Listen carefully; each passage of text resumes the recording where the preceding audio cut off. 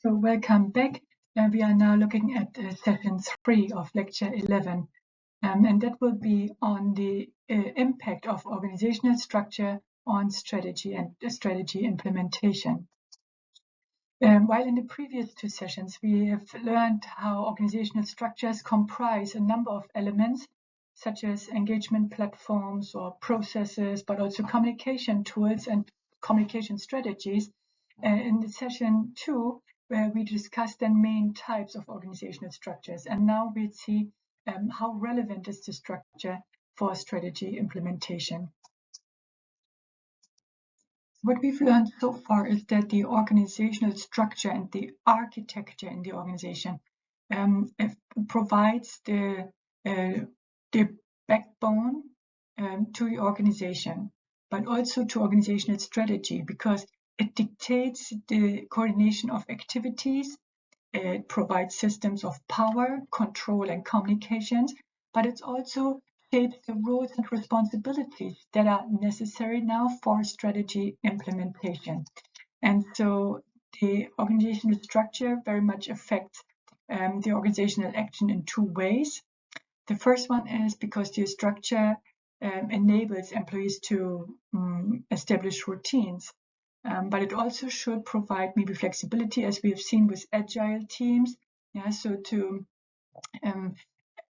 achieve some sort of flexibility so that routines can be broken up, and also things such as job rotation and also part of the structure and the way I allocate the responsibilities or the job positions.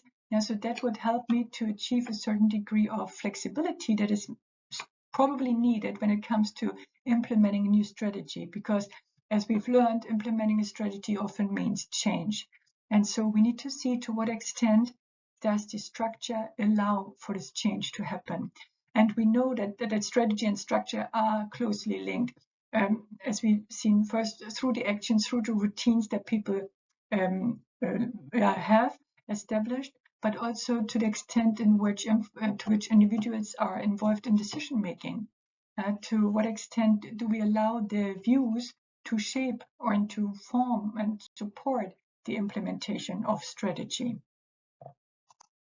And so when we have a closer look at some of the elements, how structure can influence, for example, knowledge and skills development, but also knowledge sharing, we know that there is part of the elements that we discussed in session 1 is, for example, the engagement platforms. So to what extent am I allowing or enabling employees to, for example, share knowledge, or develop skills, have training platforms and so on. So do I have processes in place? So research has shown that certain structural elements work best with different kind of organizational strategies. For instance, the flexibility and free-flowing information of an organic structure works well when organizations are pursuing meaningful and unique innovations. So whereas other structures, such as mechanistic structure, focuses more on efficiency and stability. And so that might work best when a strategy focuses on managing the costs and having control mechanisms in place to become maybe a cost leader. Yeah, so I need to adjust and see whether the structure fits to the strategy. And we will enter the debate in a second. But first, let's see that give more examples on how, for example, processes are very important in organizations, because they drive and support the actions of people. Now, often processes are said to be maybe rather too bureaucratic, and they hinder people in doing fast actions and fast decision making. So now that needs to be monitored by the organizational managers, whether the processes are really conducive or whether they make things too complicated and too slow. And the third element is the relationships, and that we have in organizations that are part of form the culture that we have also spoken about in another session. So we need to see whether the relationships are fostered and nurtured through the structure. Yeah, do I have interdisciplinary teams? Do I have communication tools or strategies set up so that people get in touch with each other, can maybe reach out to each other for information? Yeah, so do I allow collaboration to happen through my structure? And you can imagine that a network structure, for example, is maybe more suitable than a mechanistic structure or very formal and hierarchical structure.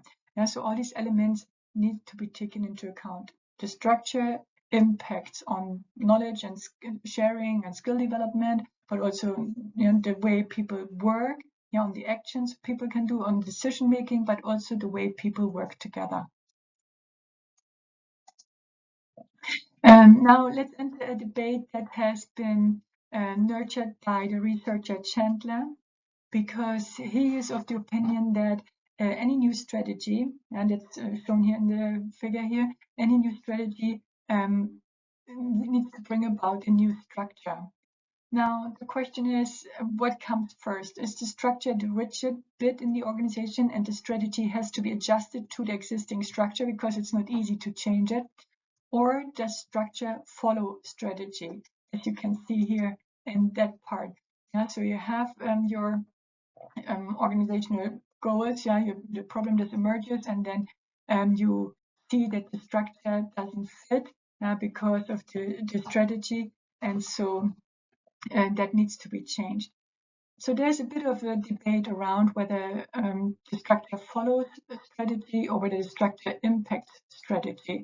When you look at the changes in the external environment that we've also looked at intensively in one of the very first sessions, so when we have a change in the external environment, that might need a change in the structure because of the volatility, the highly dynamic nature of the external environment.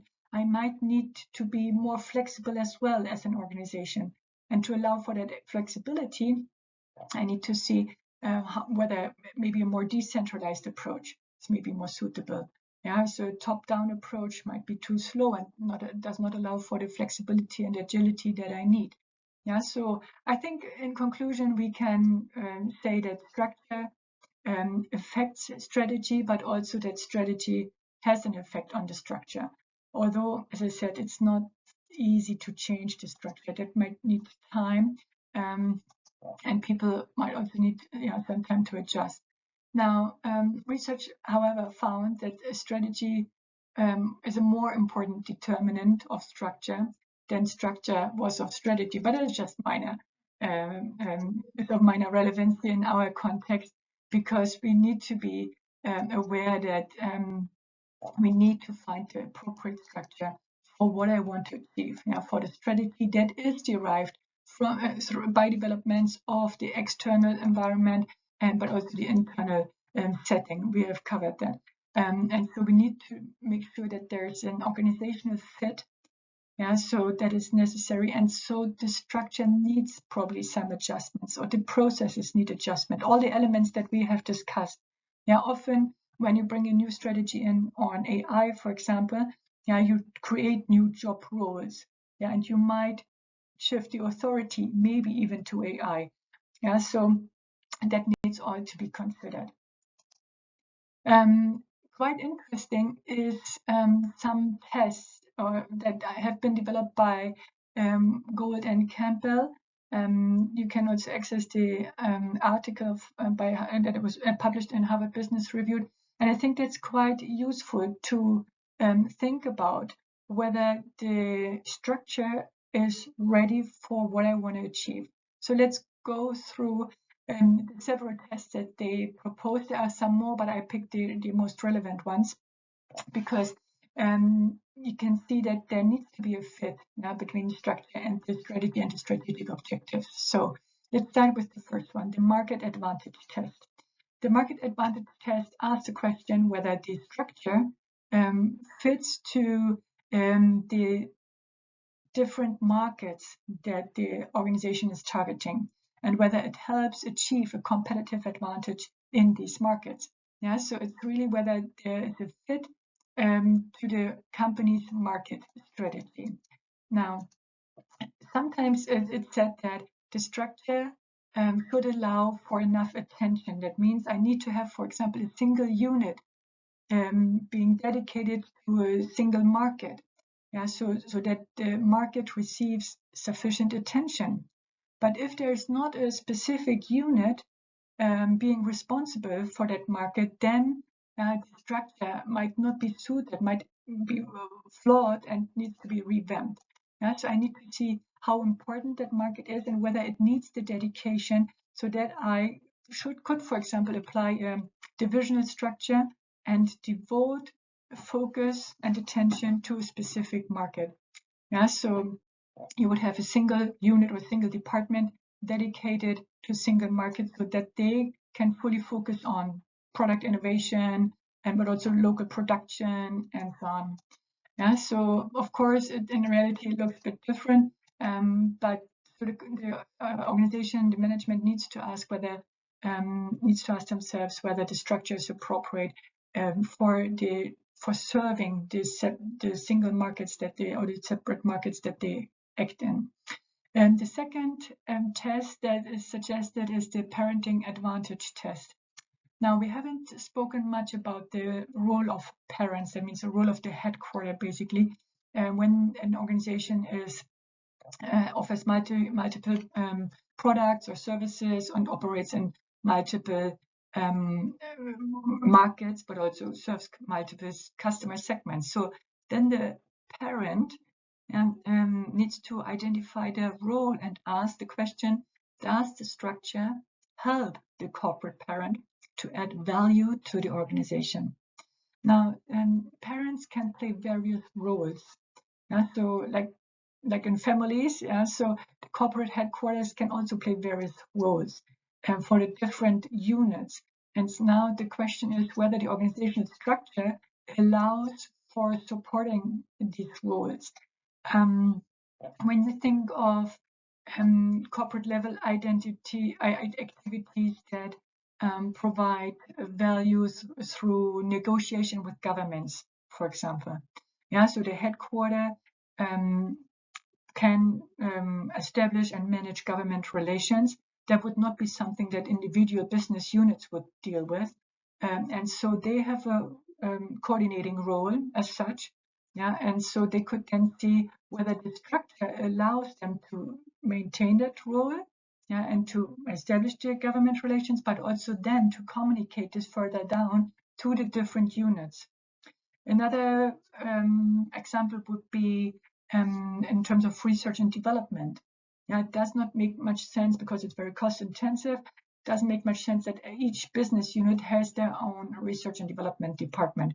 So that could be part of the parenting role and responsibility, but that needs coordination. And so again, the question is whether the structure, through the processes in place or through the authorities provided and the responsibilities given, does that allow an effective research and development process, so that the entire organization and all the different business units benefit from them.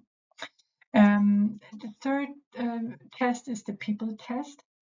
And I think that's fairly easy to understand because the organization very much depends on the people. And so the question is whether the structure reflects the strengths and weaknesses and motivations and so on, and the skills of the people. So because the organization needs to have a structure in place that is suited to the skills and the attitudes of the people. So if it does not, now we have spoken about the culture, and structure also shapes the culture, and so that has an effect on the people. Now, whether you have strict processes in place in terms of producing output, especially when it comes to innovation, it might be difficult. When the structure is too rigid to allow collaboration, or the incentives are wrong as part of the programs in place, maybe. So if the incentives are wrong to foster maybe individual performance or team performance, so the structure needs to be adjusted. The structural design must fit to the people working in the organization. So it's, for example, dangerous when you want to change the structure from a functional structure to a divisional structure. Because remember, in a divisional structure, you have managers being responsible for the product and the market, for several divisions, and it's more a decentralized approach.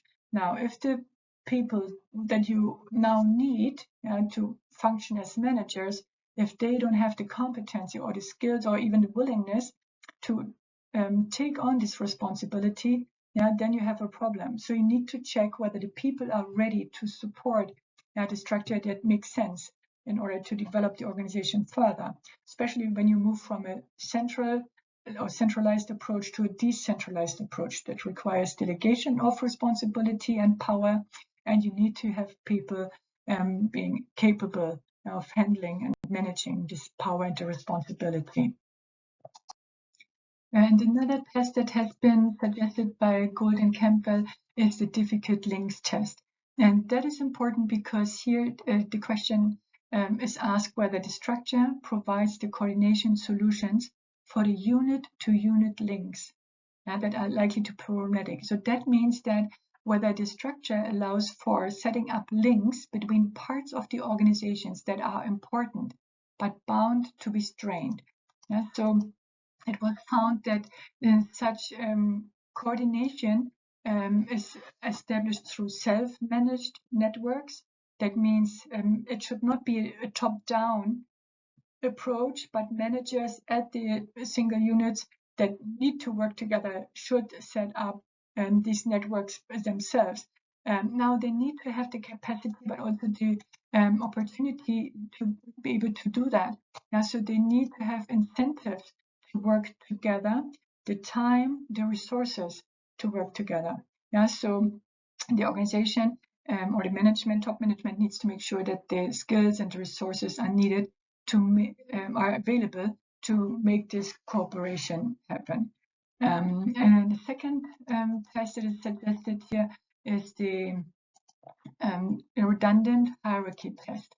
And that is also an important topic because for strategy implementation that needs to be happening fast, very hierarchical structure might be hindering the efficient implementation because you might have too many levels in the hierarchy. You might have too many units that make the communication difficult, that make fast decision making difficult. And so there needs to be an honest conversation about whether all the corporate functions and all the different layers are still needed in the organization. And so, because often it might, especially in well-established multinational organizations, you might have a very complex structure, a very large and very hierarchical structure. And so when you need to be flexible and fast with the reaction to the market, that might be difficult. And so the question is whether some units or hierarchical levels can actually be or get rid of. And so that's a difficult question of whether which hierarchical levels are not needed anymore, and who else could then do that job. And so that's an interesting and exciting discussion to have. The last test that I would like to cover is the accountability test. And that concerns the question whether the organizational structure and design support effective control. Now, again, when you remember, when we compare functional structure with divisional structure, and we know that the divisional structure now is more decentralized, so we need to make sure that in such decentralized organizations and structures, the accountability has been taken care of. So the purpose of this test is to ensure that every unit has appropriate control mechanisms over its performance, so that there is a clear monitoring happening, and also so that managers are ready and capable, and also motivated to monitor the performance and have these effective control mechanisms in place. So clear performance measures should be developed so that there is a clarity about the responsibilities and also in terms of accountability. let's summarize what we covered in lecture 11 so far. So we learned that the organizational structure comprises a number of elements, and including the chain of command, the span of control, but also the degree of centralization, decentralization, also formalization and informal processes.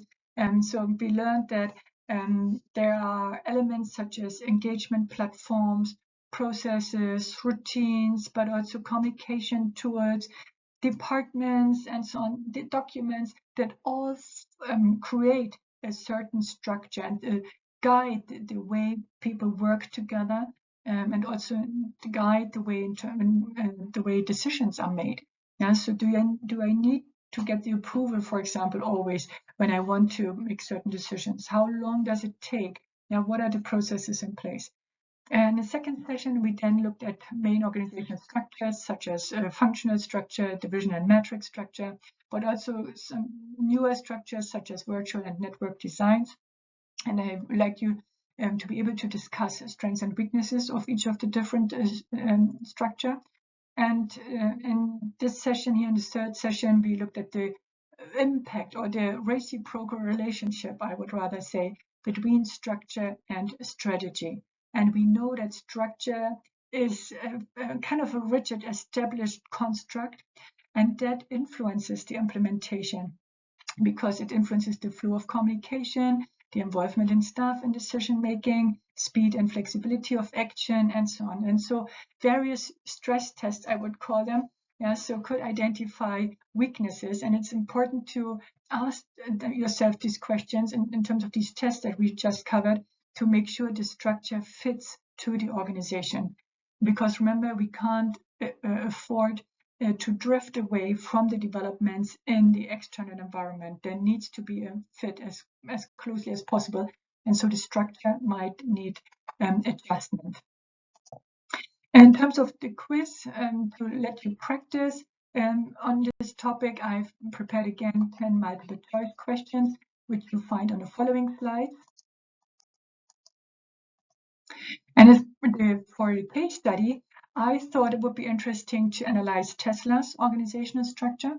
You'll find a mini case study on Elon Musk's approach of reorganization, and it's called Textbook on page 179. And I would like you to answer the following questions. First of all, what kind of structure did Tesla have? And given its strategic challenges, do you think the structure is appropriate?